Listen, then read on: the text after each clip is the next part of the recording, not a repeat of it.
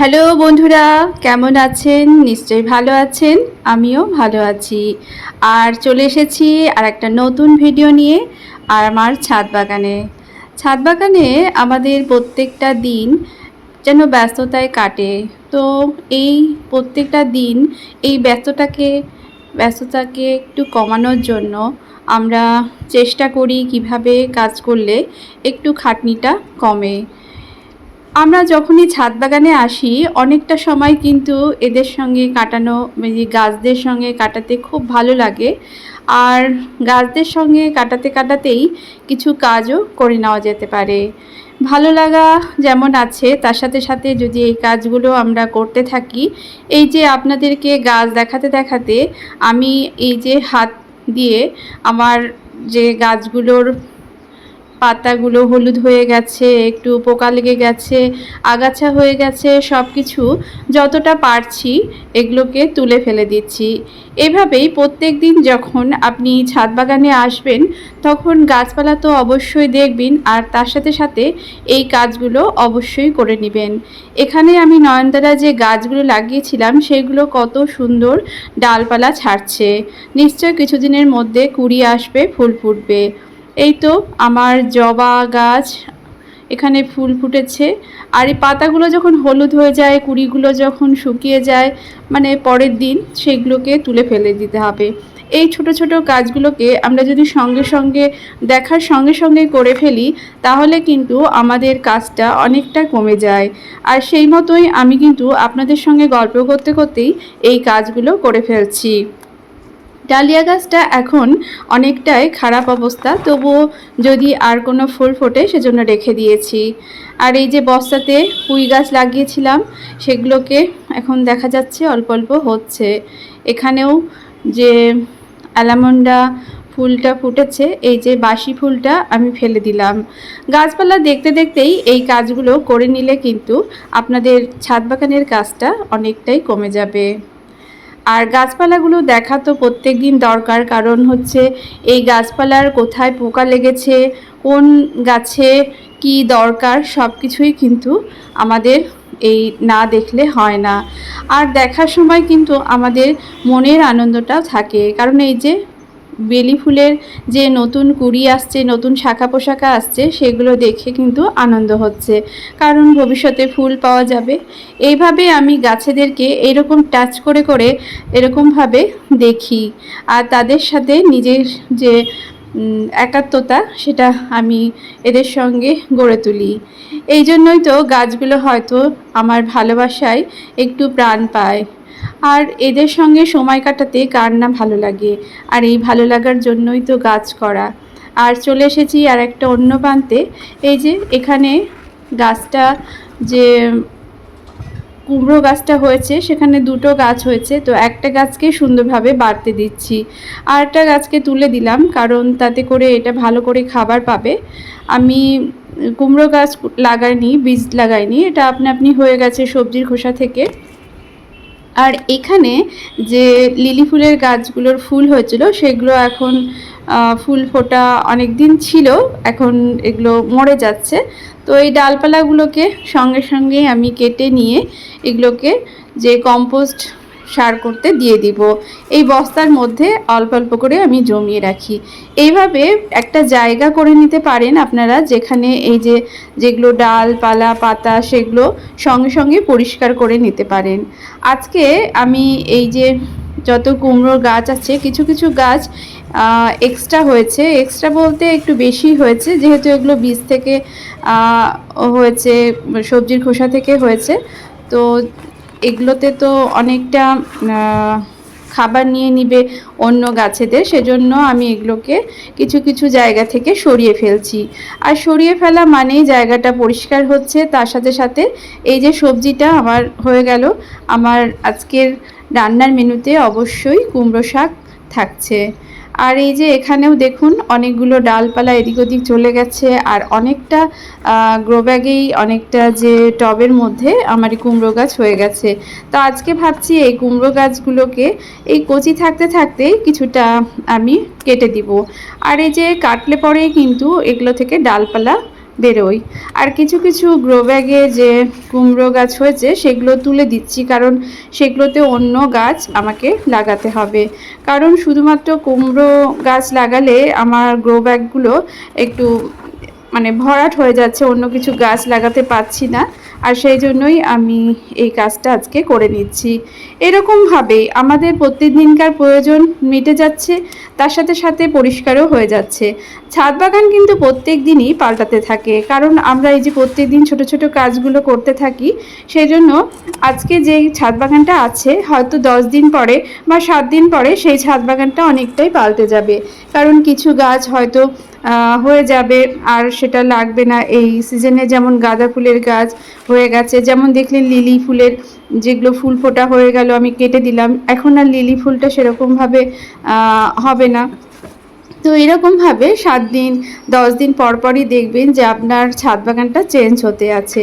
আর এই চেঞ্জটা হওয়ার কারণই হচ্ছে এই যে কিছু কিছু গাছ কিছুদিন পরেই, এই যে এই কুমড়ো গাছটা কিছুদিন ফুল ফুটলো, এখন দেখছি গাছটা সেরকমভাবে বাড়ছে না।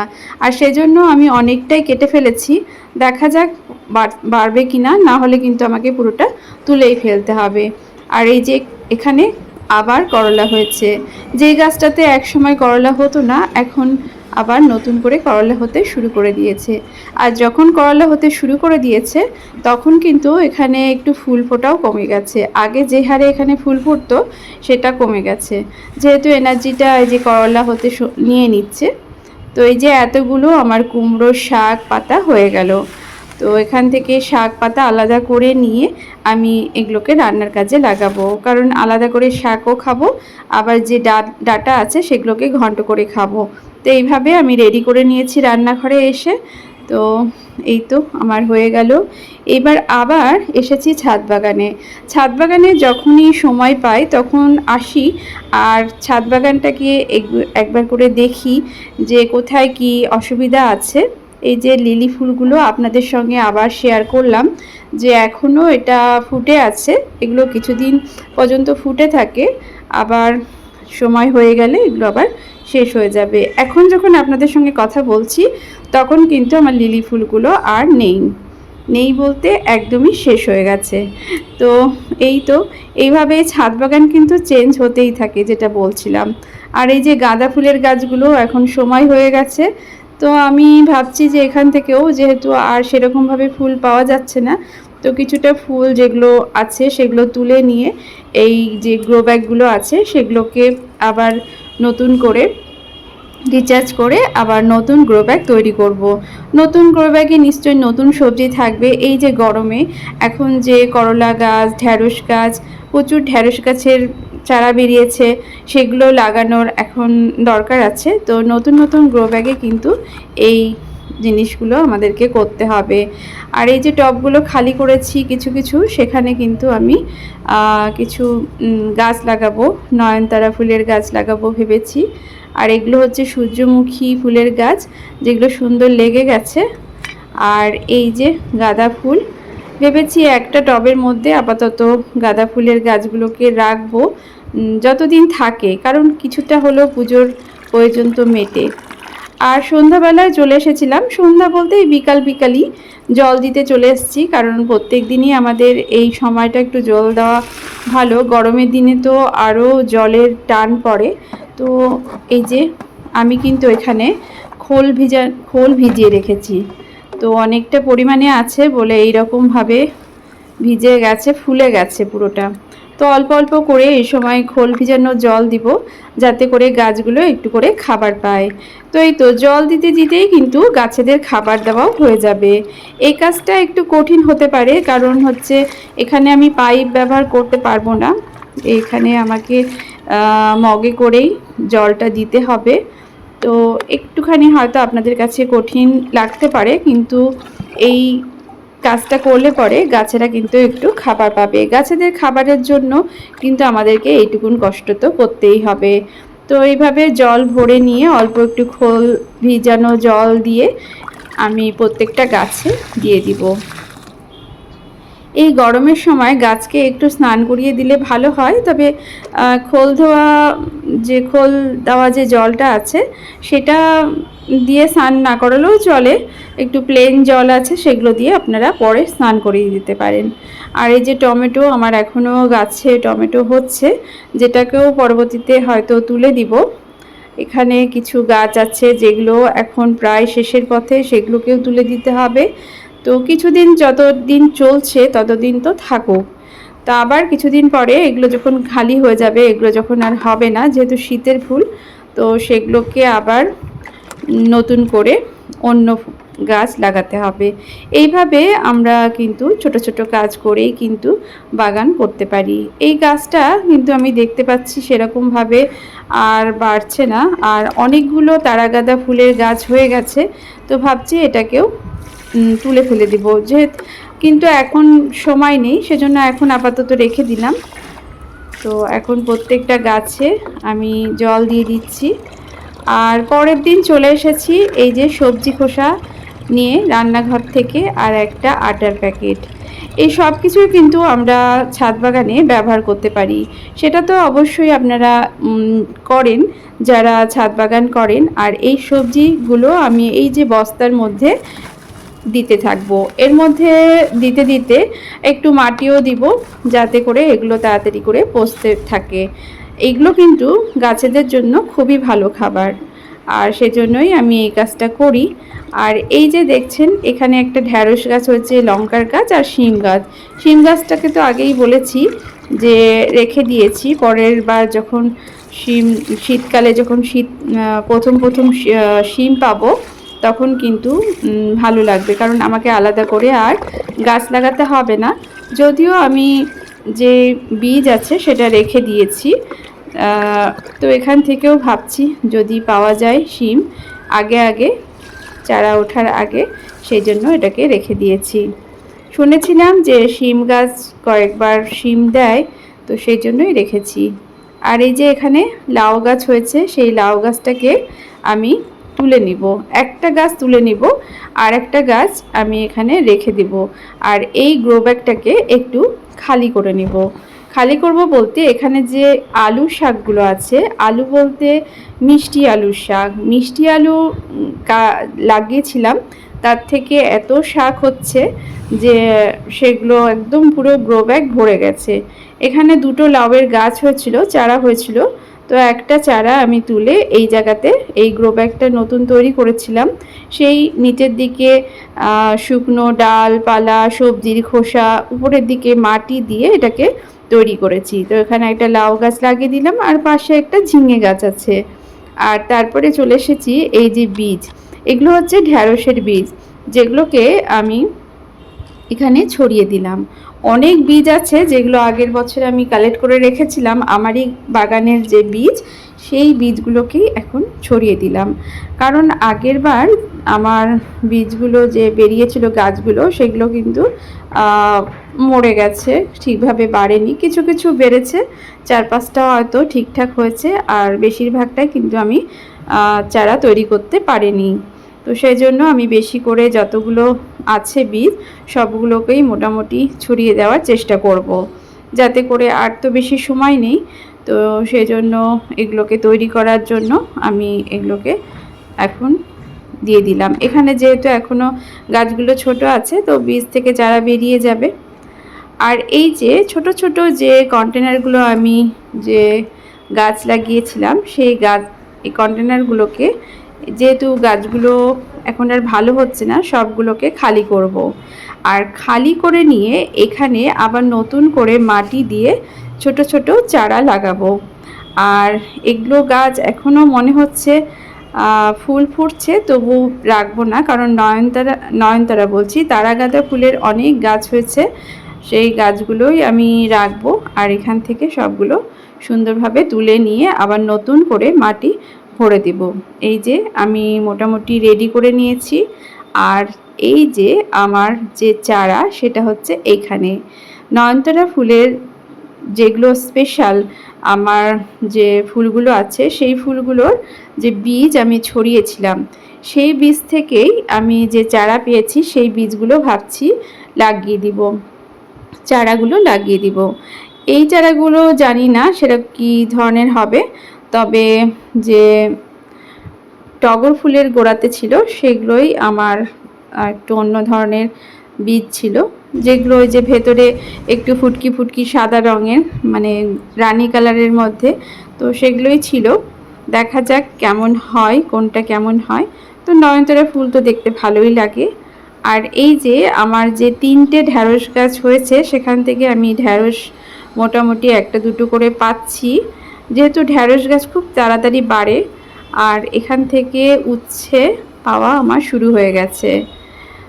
এই গাছগুলো রোদে একটু লাল হয়ে যাচ্ছে, হলুদ হয়ে যাচ্ছে, কারণ জল দেওয়াটা অনেক সময় ঠিকঠাক হচ্ছে না রোদের তাপে এগুলো, তো সেই জন্যই হয়তো।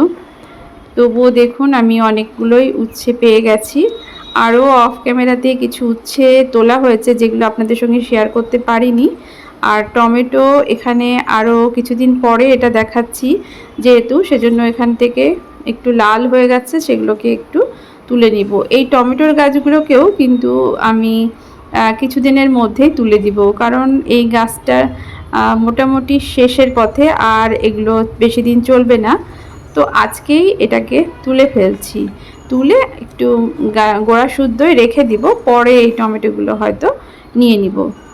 যেহেতু টমেটোগুলো এখন একটু কাঁচা আছে, তো আপাতত একটু থাক। এখান থেকে আর একটা ঢ্যাঁড়স খুব ছোট্ট গাছে আমার এখানে একটা ঢ্যাঁড়স পেয়ে গেলাম। আর এই যে নিচের পাতাগুলোকেও আমি একটু কেটে নিচ্ছি, কারণ পাতাগুলো দেখছি একটু বুড়ো বুড়ো হয়ে গেছে। এখনও কিছু কিছু টমেটো গাছে এরকম টমেটো পাচ্ছি, এখনও টমেটো গাছ বাগান থেকে একেবারে যায়নি।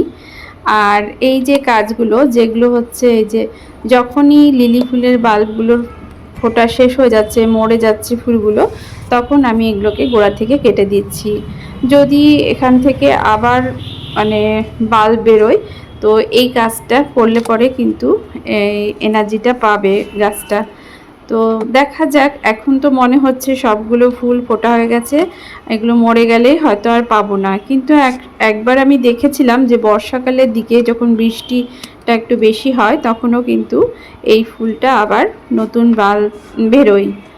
তো যাই হোক, এগুলো যেহেতু আমি পরপর ভিডিওর ক্লিপ আপনাদের সঙ্গে শেয়ার করছি, সেজন্য হয়তো মনে হচ্ছে এই তো আমি দেখালাম লিলি ফুলগুলো কত সুন্দর, আবার দেখাচ্ছি যে সবগুলো কেটে ফেলছি। তো এগুলো আসলে আমার পরপর যেহেতু ভিডিওগুলো ক্লিপগুলো আপনাদের সঙ্গে শেয়ার করছি, সেই জন্যই আপনাদের মনে হতে পারে। আর এই যে আলু শাকগুলো বলেছিলাম প্রচুর পরিমাণে ভরে গেছে গ্রো ব্যাগটা, তো সেজন্য আজকে আলু শাকগুলোকে ভাবছি কেটে নিব। আর এই যে গাছটা, এই তারাগাঁদা ফুলের গাছটা, এটাও সেরকমভাবে ফুল হচ্ছে না, তো এটাকেও তুলে ফেলবো। এরকম হাজারো মানে গাছ আছে যেগুলোকে দেখতে হবে সেগুলো হচ্ছে কি হচ্ছে না, সেগুলোকে রেখে যদি কোনো কাজ না হয়, সেরকমভাবে ফলন না পায়, তো সেগুলোকে তুলে ফেলে দেওয়াই ভালো। আবার নতুন করে নতুন গাছ লাগাতে হবে, তাতে করে আমাদের ছাদ বাগানটা দেখতেও ভালো লাগবে, আর নতুন নতুন জিনিস পাবো। না হলে তো এটা একই পর্যায়ে থেকে যাবে। আজকে এই যে করলাগুলো তুলে নিলাম, করলাগুলো অনেকটাই বড় হয়ে গেছে। আর এইখান থেকে আবার সেই নয়নতারা ফুলের চারাগুলো তুলে নিচ্ছি। কিছুটা জায়গাটাকে ফাঁকা করার জন্যও এই চারাগুলো তুলে নিচ্ছি। সবগুলো চারা আমি ঠিকঠাক লাগাতে পারবো কি না, অতটা জায়গা আমি দিতে পারবো কি না জানি না, তবে চেষ্টা করছি যে ছোট ছোট টবগুলো আছে, তো সেগুলোতে এই নয়নতারার গাছগুলো লাগিয়ে দিতে। আর এটা যেহেতু একটু বড়, সেজন্য এখানে দুটো দিচ্ছি। একটু জায়গা পেলে এই গাছগুলো কিন্তু খুবই সুন্দর লাগে দেখতে ফুল ফুটলে, সেজন্য এখানে দুটোই দিলাম। তো দুটো দেওয়ার পরে আমি উপরের দিকে এরকমভাবে কেটে দিচ্ছি, যাতে করে এটা ঘন হয়, প্রথম থেকেই ডালপালা ছাড়ে। যত ভাবি যে এত এত কাজ করব, কিন্তু কাজ করতে করতে কিন্তু সময়টা চলেই যায়, সেজন্য আমাদেরকে একবারে কাজ করা তো সম্ভব হয় না। তো যতটা পারা যায় এখানে যতটা সহজে করা যায় সেটাই চেষ্টা করি। আর এই যে গাছটা তুলে ফেলে দিয়ে আমি সঙ্গে সঙ্গে এই যে মাটিটা তৈরি করা ছিল এই গ্রো ব্যাগের মধ্যে এখানে নিয়ে এসে মাটি ভরে একদম চারা লাগিয়ে দিব। এই যে হাঁড়িটা সেটা কোনো খিচুড়ির হাঁড়ি টাড়ি হতে পারে, তো সেটাকেও এখানে ছাদ বাগানে কাজে লাগিয়ে দিলাম। মাটির টব বা মাটির ভাঁড় সেগুলোকে কখনোই আপনারা ফেলে দিবেন না, এরকম ছোটোখাটো কোনো গাছ লাগিয়ে দিতে পারেন। আজকে আমি নয়নতারাই লাগাচ্ছি কারণ এইগুলো অনেক চারা বেরিয়েছে। চারা যখন এরকম সুন্দরভাবে বেরোয়, বাগানেই পাওয়া যায় ফ্রিতে, তখন কেন আমরা এগুলোকে অযথা নষ্ট করব, যখন জায়গা আমার আছে। তো সেই জন্য আমি এই চারাগুলোকে লাগিয়ে দিচ্ছি। আর নয়নতারা গাছ তো খুব সহজেই হয়ে যায়, অল্প একটু গোবর সার দিয়ে মাটি তৈরি করলেই কিন্তু এই গাছে সুন্দর ফুল ফোটে। তো এখানে একটা একটা করেই আমি চারা দিব, অনেকগুলোই চারা এখানে আমি নিয়ে এসেছি। তো দেখছিলাম কোনটা দিলে ভালো হবে, সবগুলোই খুব সুন্দর চারা। এই তো আমার চারা লাগানো শেষ, এখানেই তৈরি হয়ে গেল। যতই হোক কাজগুলো ছোট, কিন্তু অনেক যেহেতু কাজ সেজন্য আমাদের সময়টাও অনেক লাগে। আবারও আরেক দিন চলে এসেছি সবজির খোসা নিয়ে। একসঙ্গে আপনাদের সঙ্গে ভিডিও যে শেয়ার করব একদিনের পুরো আধা ঘন্টার, সেটাও আমি করতে পারি না। কারণ হচ্ছে কি, ভিডিও করব আবার এই কাজগুলো করব, তাহলে আমার একটু লেট হয়ে যায়। সেজন্য অল্প অল্প করে করি আর আপনাদের সঙ্গে অল্প অল্প করে ক্লিপগুলো শেয়ার করি। যেই কাজগুলো আমি করছি সেগুলোই আপনাদের সঙ্গে শেয়ার করি। তো এই যে বস্তাটা দেখতে পাচ্ছেন, এটা প্রায় অর্ধেক তো ভর্তি হয়ে গেছে ডালপালা সবজির খোসা দিয়ে। এটা এখন আস্তে আস্তে ডিকম্পোস্ট হয়ে যাবে। এই যে এখানে দেখুন জবা গাছটা, একটা লক্ষ্মী জবা আর একটা বড় বেশ জবা, এটা হাইব্রিড জবা, যেটা খুব সুন্দর বড়, অনেকক্ষণ থাকে, পরের দিন পর্যন্ত কিন্তু এটা থাকে। এখানে কুড়িয়েও ফুটেছে অনেক, আর একটু পোকাও লেগেছে। আর এই পোকা লাগছে দেখতে পেয়েই আমি হাত দিয়ে এটাকে প্রথমেই ঝেড়ে ফেলে দিচ্ছি। এই কাজগুলো সঙ্গে সঙ্গে করে দিলে কিন্তু পোকা লাগাটাও কিন্তু আস্তে আস্তে চলে যায়। আর একটু আলসেমি করলেই কিন্তু দেখবেন যে এই পোকার আক্রমণটা বেড়ে গেছে পরের দিন। তো আমি সঙ্গে সঙ্গেই হাত দিয়ে যতটা পেরেছি এটাকে তুলে ফেলে দিয়েছি। প্রত্যেক দিনই কিন্তু আমি চেষ্টা করি, অল্প গাছ হলে আমরা এগুলো দেখতে পারবো। তো সেই জন্য আমরা যতটা পারবো ততটাই কিন্তু আমাদের গাছ করা দরকার আছে। বেশি আমরা যদি চাপ নিয়ে নিই তাহলে কিন্তু কোনো কিছুই ভালো হবে না। সেজন্য আগে দেখতে হবে যে আমি কতটা এগুলোকে সামলাতে পারবো, সেই অনুযায়ী কাজটা করতে হবে। এখানে আমার যে বরবটির গাছগুলো সেগুলো এদিক ওদিক ছড়িয়ে গেছে, ডালপালা নিজেদের মতো যেখানে খুশি ছড়িয়ে দিয়েছে। আমার কোনো এখানে মাচা করা হয়নি, তো নিজেরাই নিজেদের জায়গা করে নিয়েছে। কিন্তু আমাকে ভাবছি একটা মাচা করতেই হবে, কারণ অনেক মাচা করলে ডালপালাগুলো ঠিকঠাক বাড়তে পারে। আর আমার লঙ্কা ধরা শুরু হয়ে গেছে। লঙ্কা গাছটা এখন পর্যন্ত তো ভালোই আছে, কিন্তু লঙ্কা গাছ নিয়ে আমার একটু ভয়ই থাকে সব সময়, যে কখন লঙ্কা গাছের পোকার আক্রমণ হবে, পাতা কুঁকড়ে যাবে, এই সব জিনিস। আর এই যে পুঁই গাছগুলো লাগিয়েছিলাম সেগুলো দেখছি এখন বাড়ছে। তো আর এখানে প্রচুর আগাছা, দেখতে দেখতেই আমি এই কাজগুলো করতে থাকি। এখানে ঢ্যাঁড়সের বীজ ছড়িয়েছিলাম, সেই বীজ থেকে চারাও বেরিয়ে গেছে, যেগুলোকে লাগাতে হবে এক জায়গা করে করে। তো সেই আইডিয়াগুলো আপনাকে করে রাখতে হবে, কিভাবে লাগাতে হবে, কোথায় লাগাতে হবে, আর কোন কোন গাছ আমরা মানে বাগানে রাখবো, সেটাও কিন্তু কতটা রাখবো সেটাও কিন্তু আমাদেরকে একটা চিন্তা ভাবনা করে নিতে হবে। এই গ্রো ব্যাগে আমি দুটো বরবটির গাছ দিয়েছি, আর সেরকম কোনো গাছ এখানে নেই। তো দুটো গাছ যাতে সুন্দরভাবে বাড়তে পারে, এখান থেকে সুন্দর ফলন পেতে পারি, তো সেটাই আমি সব সময় খেয়াল রাখার চেষ্টা করি। এখানে একটা পোকা দেখতে পেয়েছি, আমি পোকাগুলোকে খুঁজে খুঁজে মারার চেষ্টা করি।